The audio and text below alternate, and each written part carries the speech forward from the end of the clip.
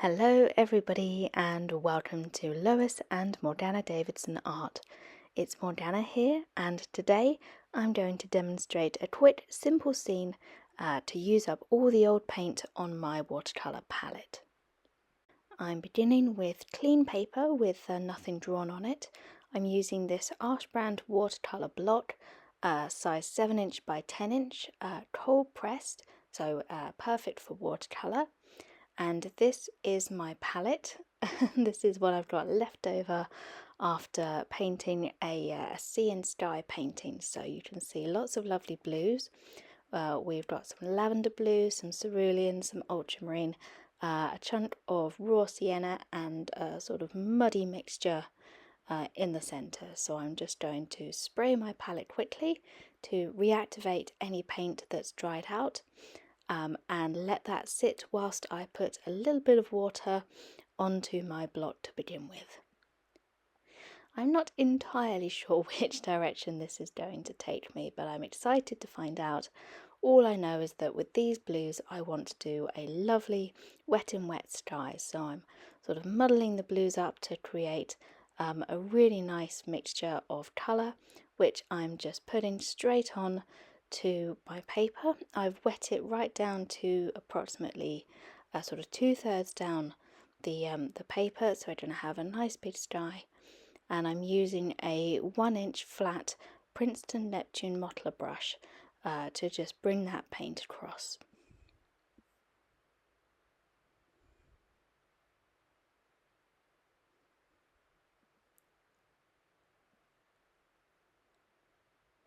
And now I'm just adding in a bit of this raw sienna here, just for a bit of fun, just to get a bit of interest and some movement, some different colour into this sky, perhaps a nice golden glow of sunlight coming over in this sweep here, before adding in a little bit more blue.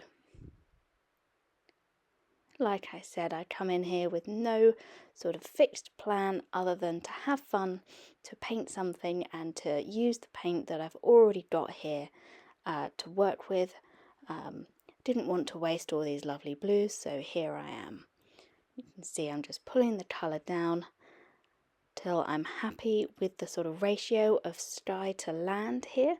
And now I'm sort of splotting this paint on for a sort of loose, sketchy foreground.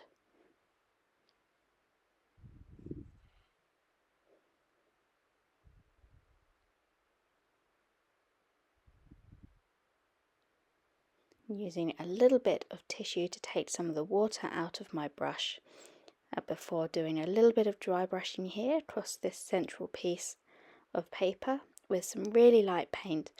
I just want a little scuff of colour, but nothing too dark in the middle there. At this point I'm not entirely sure what I'm doing with this, what sort of scene I'm going to turn it into, but it's always nice to leave plenty of pale space, just because that is always such a nice feature in watercolour paintings, and it's hard to get white paper back sometimes when you need it the most. So I'm making sure to leave plenty of white space and concentrating the darker colours sort of around the bottom of the paper and around the edges as well.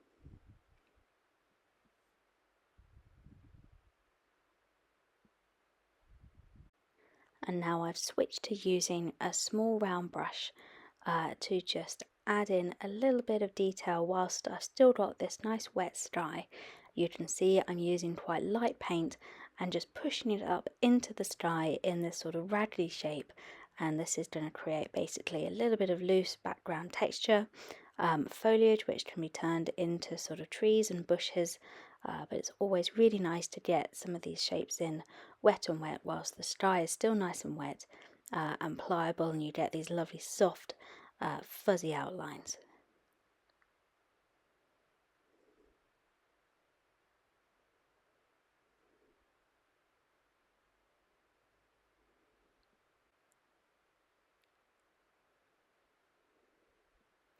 So you can see that this smaller brush is really helpful for just building up a little bit of detail, and sort of building up the shape of these sort of distant trees as they're becoming in the background, and also just for scraping some directional lines across that foreground as well, beginning to add in a little bit of depth.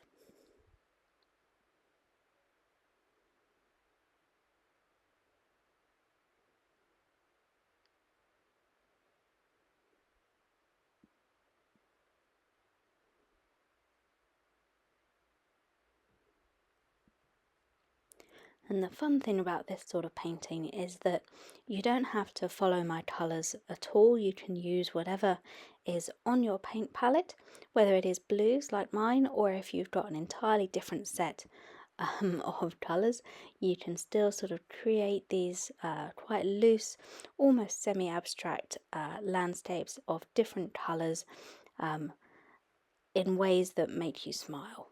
Because that's really what this is not wanting to waste paint, wanting to have a little experiment and see what I could do, and just really paint for fun, paint for enjoyment.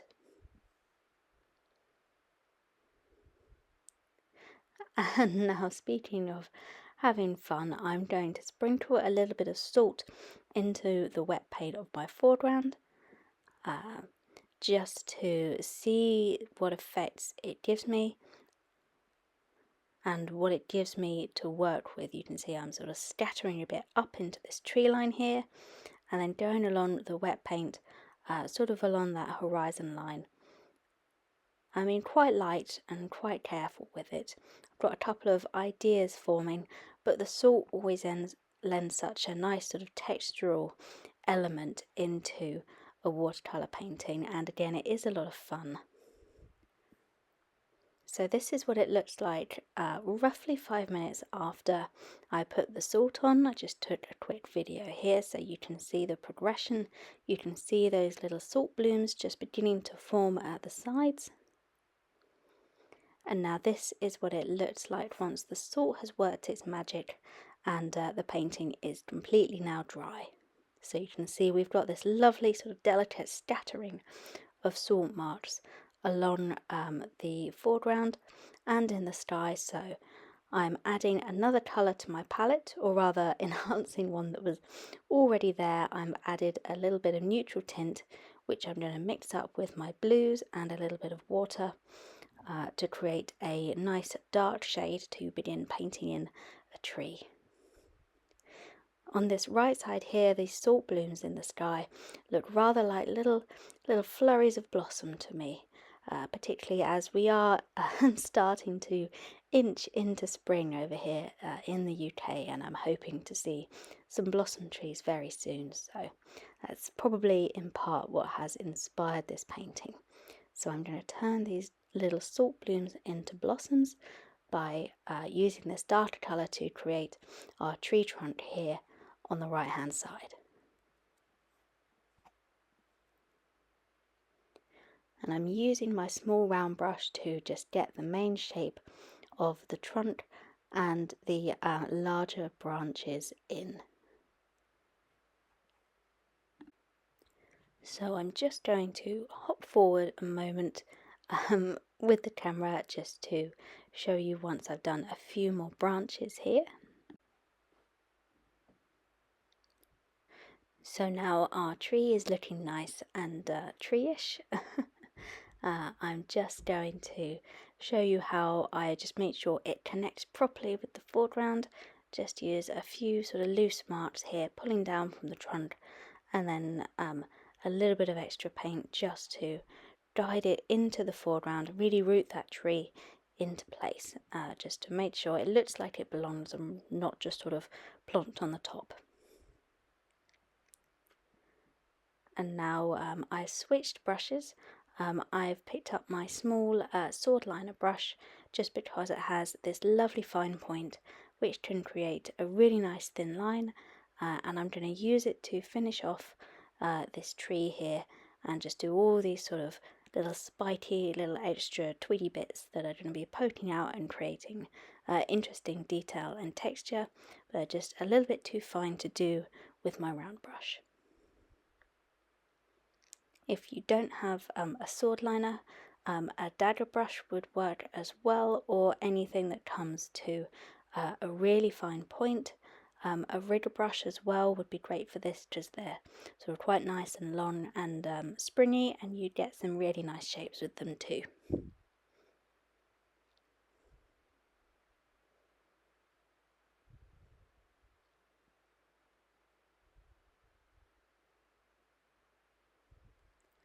You can see as well how I've sort of muddied up all the paint on my palette to create this lovely tonal sort of neutral shade for the tree that is dark enough to stand up against everything else in this painting, but that also carries the hues of everything we've already used, so we get a lovely colour harmony.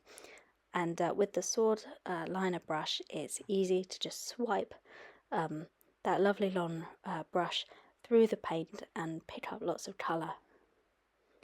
And you can see I'm using it to just create these spiky little grasses down here in the foreground to just start building up a bit more detail here. I don't want to do too much because I want to leave quite a lot of this foreground here where we get the salt effects that's come in, and I think it looks lovely, like a little carpet of small white flowers in the foreground, like daisies or something like that, or clover perhaps, white clover. So I want to leave a lot of that clear, so I'm concentrating my grasses around the right hand side and just around the base of the tree as well.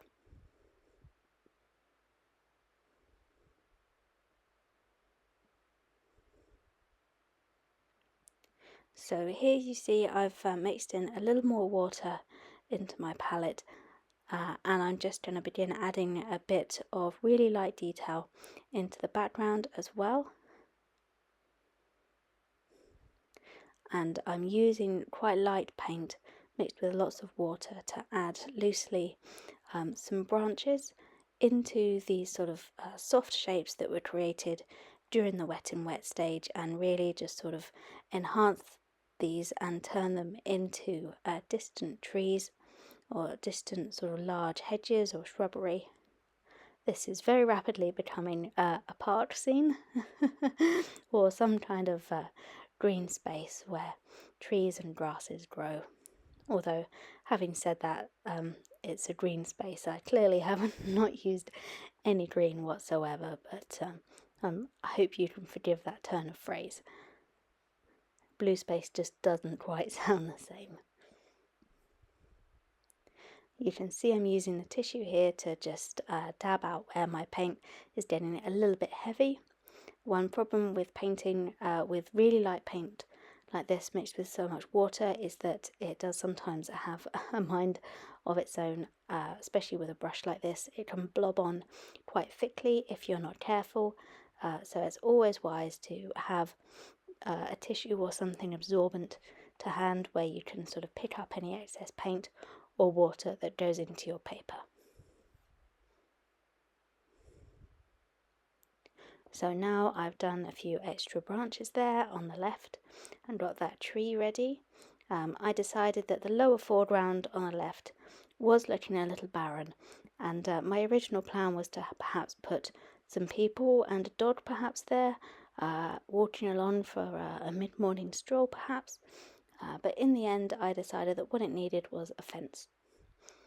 And that sort of cemented it in my mind as a lovely sort of simple park scene. And a fence is really easy to put in if you've got a nice flat brush. You can see how I'm really simply able to create these nice strong lines with the flat brush, just holding it at a careful angle to the paper, using a bit more neutral tint mixed with some blues, but really quite dark. Lots of neutral tint in there to make sure that it stands out from the rest of the colours.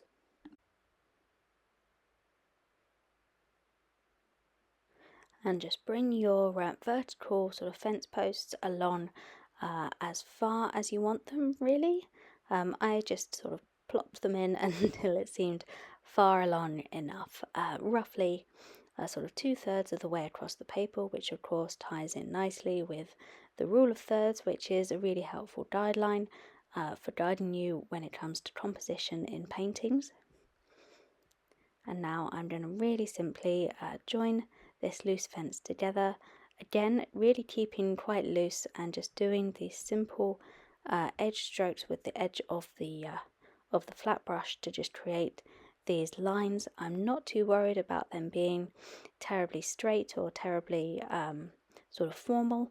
I like the looseness and sort of informality of this fence. It implies that perhaps it's a little bit run down, perhaps abandoned, not very well maintained, perhaps a home to a delightful array of wildlife that could slip through that fence come nightfall and explore this lovely area. But then that's my interpretation. And I always love adding a story into my paintings. I'd be interested to hear if any of you do that as well, or if there's a different story you think behind this particular painting. But for now, you can see I'm just using the sword liner again to create some more grasses springing up around the base of this fence to just root that really nicely into this foreground and make it seem like it is properly planted into the ground, again in a similar way to I did with the tree on the right hand side.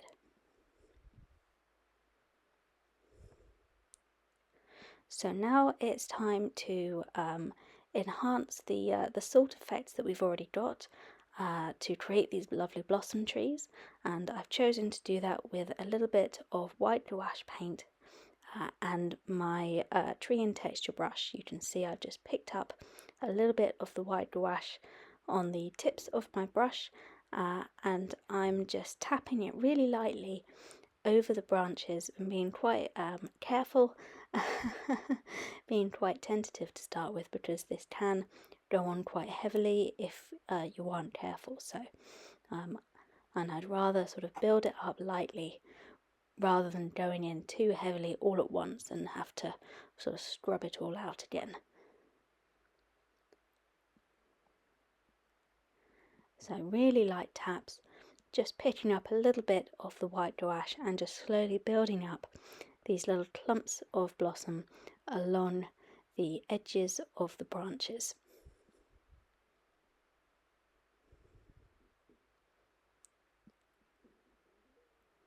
Now I'm using the white because it stands out really beautifully from the rest of the colours, because of course the gouache is opaque. And this technique should always be used if you'd rather see a different coloured blossom. So this is white blossom for me, so something like apple blossom, which I love, really love apples, love the smell of apple blossom. But if you prefer cherry, then by all means you can get some red or some pink paint. It doesn't have to be gouache, it can be watercolour, and mix it with your white gouache and create a lovely pale pink hue, which will still be opaque enough to stand up against a slightly darker background, and then dab it on in much the same way and create your cherry blossom tree. You can see here that the white in this particular instance is going on a little heavier. That's because my brush was more saturated with water and my white gouache mix was a bit looser as well, so it went on a little heavier than perhaps I was expecting, but I think it still turned out prettily. Just adding a few extra dabs of white into the foreground for some fallen petals perhaps, little drifts of pale flowers, just enhancing what's already there.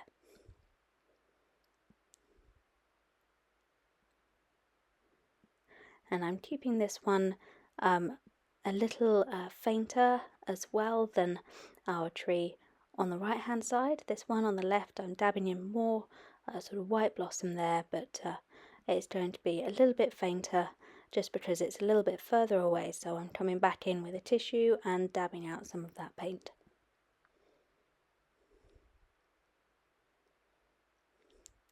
And now this is a really handy trick to just create some simple shadows. If like here you see the white gouache has gone on slightly blobbily, so I've picked up a little bit of the lavender with my brush that has the white gouache in it, and you can just tap it over really lightly and it will create these soft sort of shadow shapes and just slightly break up that white if it gets a little bit too much.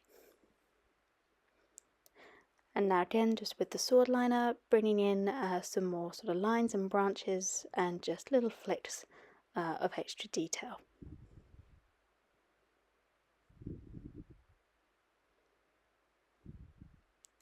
So I've left that to dry now.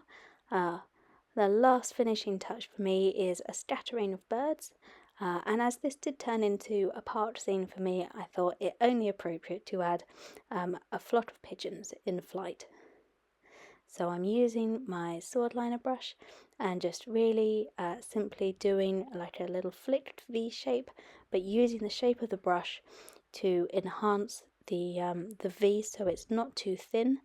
If you use very sort of long, thin V's, that to me is more like a seagull shape, whereas these slightly smaller, chunkier ones are definitely pigeons, I think.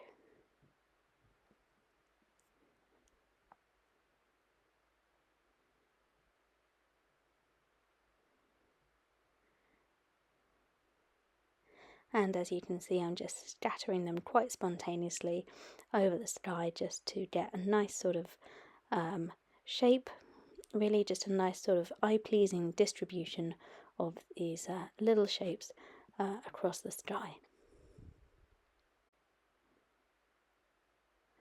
And this is the last step in the painting. So after this, the painting will be complete. And here it is. I've taken it carefully off my block using a palette knife. Here it is next to the palette that was the source of inspiration for this painting. And I must say, it looks like there's enough for maybe another small painting in there, perhaps. Maybe with a little bit of extra help. What do you think?